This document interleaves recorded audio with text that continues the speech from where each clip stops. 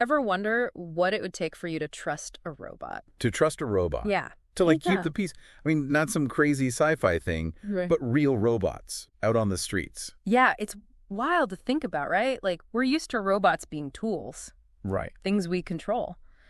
But now they're becoming like independent agents out in the world with us. Exactly. It's like mall security, but instead of a guard, it's a robot. robot. Okay. Exactly. Yeah. And the researchers we're looking at today, Inbar and Meyer, they actually use those Nightscope robots as a starting point. Have you seen those things? Oh, yeah, they look like they rolled right out of some futuristic thriller. Right.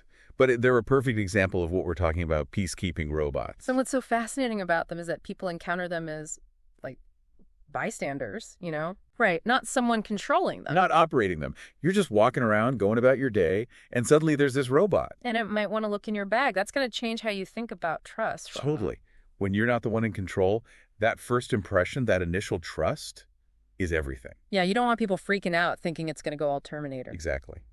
No robot uprisings, please. So how did these researchers, Inbar and Meyer, even begin to unpack this whole trust question? They got serious, let me tell you. They did 4 different studies. 4? 4.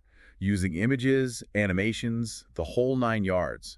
They really wanted to get at what influences people's perception of these robots. Wow, they weren't messing around. So what kind of stuff were they looking at? Well, they considered all sorts of things, like how the robot looked, whether it seemed more human or more machine-like, all that. Makes sense. But you know what really surprised them? And what's going to surprise you? What? One factor, above all the others, made a huge difference. Okay, you got to tell me. What was this one thing? What makes people trust a peacekeeping robot? You're not going to believe this. It's politeness. Get out. You mean like saying please and thank you more than how high-tech the robot looks? It's wild, right? They tested all these things. Yeah. But politeness was the biggest factor, by far. Hold on. So are you saying people would trust a polite robot more, even if it looked like a trash can on wheels, than a super sleek robot that was kind of rude? Pretty much. I mean, think about it this way. Okay. One of the things they looked at was how the robot asked to inspect your bag. Oh, interesting. Like, imagine one just says, give me your bag. Kind of bossy. Right. Now, imagine another one says, would you mind if I inspected your bag? Okay, yeah, huge difference. Right. And the researchers saw this play out again and again. I gotta say, I'd be a lot more likely to cooperate with the polite robot. It just feels less threatening, you know? Exactly. That's what they found. Politeness made the robot seem less intimidating, fairer, even friendlier. It really impacted how people perceived it. So being polite makes robots less scary? Makes sense, but here's something I'm wondering about. You think people would expect robots to be, like, extra polite? I know, right? You'd think so. Like, especially to, say, older adults. You wouldn't want a robot being rude to someone's grandma, right? And the researchers thought the same thing. They figured people would hold robots to a higher standard. So what happened? Well, here's the thing. So it doesn't matter if a robot tells someone's sweet grandma to move it or lose it. That's kind of wild. Well, it's not quite that simple. Okay. The study actually found that even if a robot was a little informal with someone, like maybe a little brusque, it didn't really change people's overall opinion of the robot, as long as it was generally polite in other interactions. Interesting. So it's like one little slip-up doesn't ruin their reputation. It seems that way, which is kind of surprising, right? You'd think people would be less forgiving of a robot. Yeah, you'd think they'd hold robots to a higher standard. Right. But it really seems like it's more about the robot's overall behavior, like building up a good reputation. A reputation for a robot. It's just so interesting how we're already applying these social rules to machines. Isn't it? Yeah.